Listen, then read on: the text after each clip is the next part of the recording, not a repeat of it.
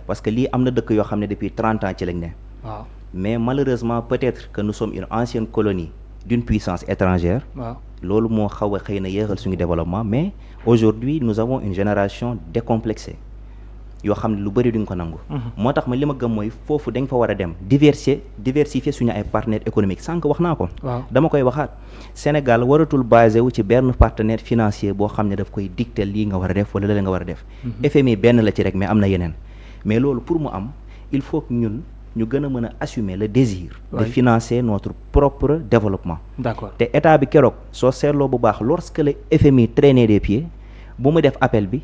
bëggoon ci 150 milliards sénégalais yi jox ko plus de 400 milliards. waaw loolu c'est un signal gis nga askanu Sénégal gëm na seen gouvernement. le Sénégal a lancé un message au FMI. a lancé un message mais est-ce que le Sénégal a assumé ce message après l'avoir lancé c'est cette question que je pose parce que tout simplement mooy li may wax askanu Sénégal gëm na seen gouvernement. kon ngallaawaay gouvernement bi na gën a gëm boppam parce que ñun Sénégal lu ñu bëgg mooy nan la ñu war a mën a def ba suñu économie gën a naat. moo tax ma ne il faut que ñu diversifier suñu ay partenaires. waaw sur la base de principes très clairs basés sur la souveraineté mais surtout sur le patriotisme. d'accord parce que bi njëkk boo seetloo baax Sénégal gouvernement yi fi jaar bëri woon na tey jii ni ay partenaires. waaye partenaire bi bu la joxee nga war a liggéey sa réew yow nga ne da ngay dem di ko noosee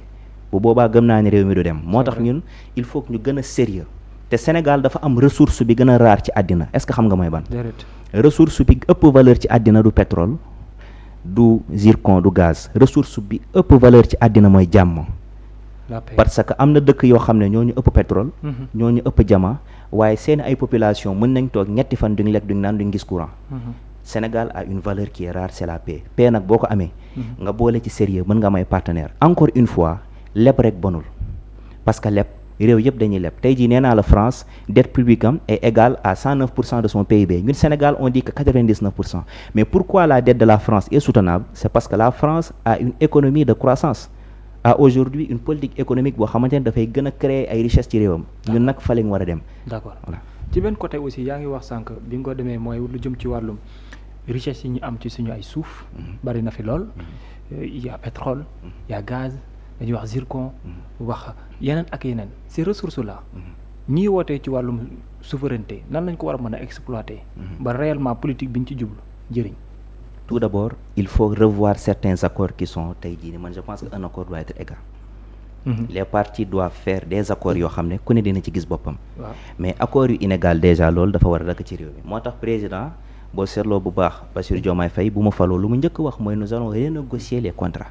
gis nañ fi ay directeurs généraux yoo xamante ne ils ont renégocié des contrats ba coow lu rëy am ci il faut aller dans cette vers cette dynamique tout d'abord man ci man loolu lañ war a njëkk a def mooy la renégociation de certains contrats yoo xamante ne askan bi daf ci ndërmeelu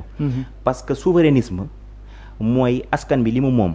mu mën ko jëriñoo keneen tamit bañ a juree bitim réew ñëw di leen jëriñoo parce que le souverainisme il est aussi par rapport aux ressources mais aussi aux personnes donc man li ma gëm mooy Sénégal ressources yi mu am naka la war a mën a def ba mën cee profiter à 100%. waaw mooy ñu bañ a def ay ay contrats yoo xamante ne. c'est juste pour satisfaire une partie wala benn classe boo xam ne minorité leen au détriment de la majorité du peuple. boo xam ne mi ngi xaar tey jii nii seeni ay seeni vie di changer ça c'est la première des choses la deuxième des choses mooy. waaw yow bu fekkee ne am nga ay ressources naturelles. loolu da ko war a ndamoo. waaw te gox yi mu am gox yooyu dafa war a naat. au moins mais tey jii boo gisee or. wala nga gis yeneen tey ji ressource minier amaana fu mu am sax foofu la waa dëkk bi gën a sonn kon tey ji il faut aussi ñu am xam-xam bi ñu war a mën a permettre ñu mën a sukkali suñu réew ci fànn yooyu loolu yëpp mi ngi ci patriotisme ak ci souverainisme parce que réew mi am na ay nit yu am xam-xam am na ay nit yoo xamante ne bëgg nañ seen réew mais nañ leen gën a dooleel moo tax ma ne sénégalais yi gëm nañ seen gouvernement kon na gouvernement bi gën a gëm boppam d'accord ñu waxtaan ci wàllum politique Abdoul Wahab Niang jëm ci wàllum politique yaa ngi woon ci parti bi ñuy woowee ARC Anta Babacar Ngom depuis kañ nga fa jógee ak la ko waral. waaw après juste les législatives. yi passé nii après yaa nekkoon porte-parole bi su ma juum. voilà exactement man maa nekkoon le porte-parole du parti après juste les législatives j'ai pris la décision de démissionner du parti li waral loolu nag dégg naa ci presse bi ñu bëri tey jii di ci bind di ci wax. en réalité ànd la boo xamante ne 1 mois avant présidentielle la. bi ñu présidentielle bi jàlle ñëpp gis nañ ni ma dem bitim réew créer Africa Green Connect ci mbay mi 1 mois avant législative ñu defaat aujourd'hui benn bloc dem mais malheureusement il y avait benn mën naa wax ne benn divergence waaye idéal politique day am c'est-à-dire booy ànd ak nit léeg-léeg mën ngeen toll foo xamante ne bokkatoo leen gis-gis day am mais loolu signifié wul ni da ngeen noonu signifié wul ni également que nit ki nekkul ci dara man boo seetloo bu baax c'est la première fois may toog télé di ci wax parce que man la personne ne m'intéresse pas man comme je l'ai dit je n'ai qu'un seul leader lenn moo ma tax a jóg et c'est le peuple sénégalais et fii ma dem ba gis ni wax dëgg fa neex yàlla je ne représente plus assez l'intérêt du peuple sénégalais je préfère dem continuer man ci li ma nekkoon parce que comme je l'ai dit Abdoul Wahab Niang non du tout Abdoul Wahab Niang gëm naa ne sénégalais yi xam nañ ko laataa muy dugg ci politique ci yàgg plaidoirie yi ma yàgg def ci agriculture depuis jamono Macky Sall je faisais aujourd'hui tous les plateaux jàkkaarloog le gouvernement ma ne vos politiques agricoles sont nulles à l'époque investir aujourd'hui dans l'agriculture avec les jeunes donc wax dëgg fa neex yàlla c'est très normal on a un parcours on a créé des choses bu ñu demee nag bokk fenn foo xamante ne ànd nañ ànd nag léeg-léeg dafay am fu mu yem mais il n'y a rien d'animosité vraiment Anta ñëpp ni ñu waxee comment il s'est imposé ci présidentielle bi législative une courbe croissante la nekk ñëw pël dem réussir parrainage premier tour bien sûr dem élection présidentielle législative nga ne ko fa ñu ko bàyyi ko fa waaw en fait du question ne ko fa ñu ko sax mais comme li ma wax léeg-léeg da ngay ànd ak nit doo leen bokk ci tey ji idéal politique man aujourd'hui li tax ma créer le mouvement jëmbat les souverainistes voilà mooy tey ji un mouvement boo xamante ne c'est à 100% pour défendre mais aussi pour Anta non du tout nee naa la da ngaa yàquwante gis-gisu politique gu arc du question yàquwante gis-gisu politique comme li ma la wax léeg-léeg da ngay ànd ak nit da nga wala da nga fa xat doo leen bokk ci idéal politique non man sant yàlla xatuma fenn waaye da ngay ànd ak nit léeg-léeg bokkatoo leen idéal politique idéal bi luñ ko mën a expliquer léegi nag dafa nekk point boo xamante ne je pense que comme je l'ai dit tey jii peut-être sax ñu bëri tey la ñuy door a xam ne que j'étais aujourd'hui porte-parole du parti parce que comme je l'ai dit sénégalais yi xam nañ Abdoul Wahab Niang xam nañ tey ji engagement am xam nañ tey ji pas-pasam ci réew mi surtout par rapport au secteur primaire ak les plaidoiries qu'on défend donc c'est très normal en vue aujourd'hui de toutes ces casquettes yoo xam ne sénégalais ñu koy confier à un niveau il faut faire des choix léeg-léeg da ngay liggéey benn télé ba ci yàgg nga bàyyi dem ubbi sa télé bopp wala tey jii nii wala tey jii nii nga mais Anta est-ce que changé na Anta est-ce que changé na wala Abdou Wahab moo am yeneen ambition waaw man li ma wala ndax Anta moo la proposé woon dara nga ñëw mu soppeeku non c'est-à-dire li ma wax rek wala doxalinu parti moo soppeeku loolu c'est le peuple sénégalais qui va décider parce que peuple sénégalais yi mooy le juge en réalité wala da nga ko meree dara non mereewu ma dara man ko xam Abdoul Wahab Niang xam ne je suis une personne boo xam ne je me bats pour l'intérêt du peuple et l'intérêt du Sénégal te tamit du ma bàyyante ak nit ci wàllum politique wala ci wàllum liggéey ba noppi di wëlbatiku di wax leneen loolu mais di nga souligner les raisons yi la poussé non les raisons comme li ma wax rek au début c'est juste des divergences yoo xam ne par rapport à l'idéal politique te loolu noonu ngir mu gën a fës sénégalais yi nañ gën a déglu aujourd'hui la vision de Jëmbat parce que comme je te l'ai dit tout à l'heure nous sommes aujourd'hui Jëmbat les souverainistes et comme li ma la wax ànd boo xamante ne 2 mois la 1 mois ci présidentielle parce que man 21 jours avant présidentielle en réalité la ma wax waaw 1 mois ci présidentielle ngeen ànd législative bien sûr dañoo toog aujourd'hui elle m'a proposé de revenir aujourd'hui ci parti bi pour ñu mën a ci liggéey 1 mois avant les présidentielles 1 mois avant les législatives donc ànd boobu nekkul ànd boo xamante ne comme sénégalais peut-être wala yow ni nga koy gisee une ànd boo xam dafa yàgg donc c'est des débuts politiques et man toll naa foo xamante ne comme je l'ai dit sous divergence idéale politique amee boobu baa mën nga dem mais nag gis nga politique bi ma gëm man politique xam-xam la man gëmuma politique personne li tax ma wax loolu mooy tàmm nañ Sénégal boo nekkee ci parti politique jóge fa rek nga wër télé yi di wax moi Abdoul Wahab je suis dans le concret et dans la concrétisation moi je réalise des choses j'ai tellement de choses à dire moo tax du sujet boo xam ne bëgg naa ci attardé wu mais li ma mën a wax xam naa mais tamit xam nga comme par exemple su ma amee Abdoul Wahab mu ne ma nekkoon naa fenn bàyyi naa ko te man ni ko am ambition la après les gens dañuy poser aux questions bëgg a xam mais pourquoi mu bàyyi foo xamante ni tamit foo am ambition la te mu ngi ci yoon waaw bi ngeen di bàyyi wante ndax toog ngeen waxtaan wala ndax da nga toog décider ko nii non bien sûr waxtaan dafay am comme ni ma la wax nous aujourd'hui nous sommes des gentlemen man j'appartiens à Anta nga expliquer ko man je suis un politique boo xamante ne waaw j'appartiens à une race de politique boo xam ne ay gentlemen leen man je fais de la politique boo xamante ne dafa am sens moi je ne suis pas aujourd'hui dans la roublardise moo tax ma ne la d'une manière très claire que da ngay ànd ak nit bokkatoo leen idéal politique. parce que depuis parce que depuis est-ce que toog nga wax ko parce que depuis loor yaa ngi may bëgg dugal xam naa ne say setaan waaye da ngay toog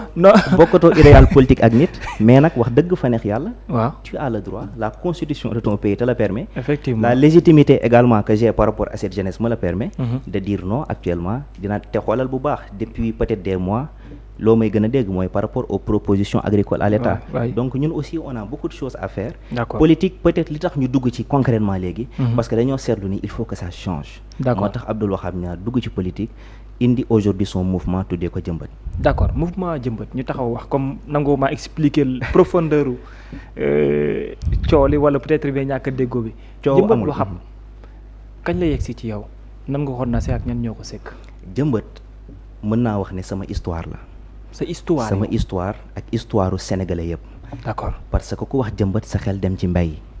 te ñëpp xam nañ ne Abdoul Wahab Niang dafa nekk koo xamante ne dafa bëgg mbay di yëngu ci mbay saa su ne su may génne émission di wax ci mbay. peut-être émission yi ma wax ci mbay peut-être moo ëpp 90% que émission yi ma wax ci politique. moo tax ma ne aujourd'hui c'est une histoire que je partage avec plus de 60% de la population active. Jëmbat nag soo ko waxee xel yëpp dañuy dem ci garab. waaw te Sénégal dafa toll foo xamante ne fondation yi il faut mu gën a dëgër parce que mbir boo gis nga koy seen ci kaw laataa nga koy seen ci kaw da nga koy jëmbat ba pare jëmbat ci xel yi souverainisme jëmbat ci xol yi souverainisme li askan bi moom askan gi mën ko jëriñoo. ci wàllum dans la souveraineté intellectuelle ñun ñu tàmbale di xalaatee suñu bopp ak suñu xelu bopp financer suñu propre développement depuis tout à l'heure ci loolu lay wax. waaw ci wàllum suñu ay ressources minières sénégalais mën see jot de manière abondante. mais aussi sénégalais bi gën a libre ci ay choix am ñu bañ a gis ay institutions étrangères wala ay puissances étrangères. tout le temps di dicter suñu ay lois surtout aussi. donc loolu noonu moom moo ko tax a jóg souveraineté intellectuelle souveraineté alimentaire et la souveraineté tout simplement du peuple et je pense que chaque politicien ou bien chaque homme politique lii moo war a nekk tey jii ni sa combat moo tax man je suis aujourd'hui dans une politique de proposition de concret et de concrétisation. D'accord li ma gëm mooy indi xalaat yoo xam ne askan bi dina ci gis boppam te am nañ gëm naa ne ñun am nañ légitimité quand même pour samp loo xam ne Jëmbat la parce que je ne peux même plus compter le nombre de fois bu askan bi bi ñu gisee à leur côté ci ay propositions donc Jëmbat loolu moo koy war ñu ko sekk nag ce sont des jeunes. des jeunes mooy d'ici ou bien d'ailleurs d'ici du Sénégal. et d'ailleurs aussi Jëmbat jeunesse engagée pour la maturation des bastions pour la souveraineté économique et territoriale donc c'est une jeunesse qui est engagée et qui est consciente des défis du futur jeunesse la boo xamante ne ñun dañoo décomplexé man ku ma xam-xam ne du ma wax loo xam ne gëmuma ko te jeunes yi ŋànk tey di Jëmbat ce sont des jeunes yoo xamante ne ay jeunes yu gëm seen bopp leen décomplexé te ñun dañoo bëgg indi tey ji benn politique boo xam ne politique bu bees lay doon xam nga mooy ban politique une politique d'idées. D'accord on en a assez d'une politique de personnes. boobu waa Pastef ne na ñoo ko moom de. waaw waa Pastef ne na ñoom moom politique ay politique d'idées yi ngay wax ni. waaw est-ce que Abdoul Wahab sax sore naag Pastef. wax dëgg fa neex yàlla su ma ko sori woon gëm naa ne su fekkee ne dafa ñun nekkuñ ci gouvernement bi. waaw ñun bokkuñ ci gouvernement bi. est-ce que sore nga ak ñoom. sori maanaam. ci fànn yëpp waxu laaj la nag laaj la quoi ndax sore nga ak ñoom. sori maanaam mais il faut mu leer laaj moom day leer ñu mën cee tontu. ndax sore nga ak ñoom ci gis-gis mais ndax sore nga ak ñoom également ci positionnement aussi. wax dëgg fa neex yàlla bi ma tàmbalee émission bi ba tey ku ma déglu li may njëkk jiital mooy la souveraineté du peuple. politique pàpp kenn moomu ko. politique ñëpp a ci bokk. donc moo tax soo àndee ak nit politique wala nga ñàkk a ànd politique ñëpp mën nañ ci dugg il faut que ñu commencer changer les mentalités bañ a foog ne que politique ñii ñoo ci war a dugg wala ñalee ñoo ci war a dugg. politique sénégalais bu bëgg réewam mu jaral la sacrifice la avant tout nga dugg ci. parce que bu boobaa dina la mën a permettre moo tax ma ne man peut-être y a des idées kenn moomu ko c'est des idées qui sont créées peut-être depuis des siècles. donc le fait de partager une idée avec une personne ne signifie pas forcément que vous êtes dans le même camp mais également le fait de ne pas partager une idée avec une personne ne signifie pas également que vous êtes des ennemis parce que gëm naa ne comme le disait un grand philosophe le bon sens est la chose la mieux partagée sur terre ku ne am nga xel di xalaat. man li ma tax a jóg comme je te l'ai dit benn leader la am lenn moo ma tax a jóg et c'est le peuple sénégalais. D'accord. Voilà. Mais il y a un autre leader qui s'impose parmi les Sénégalais il s'appelle Ousmane Sonko.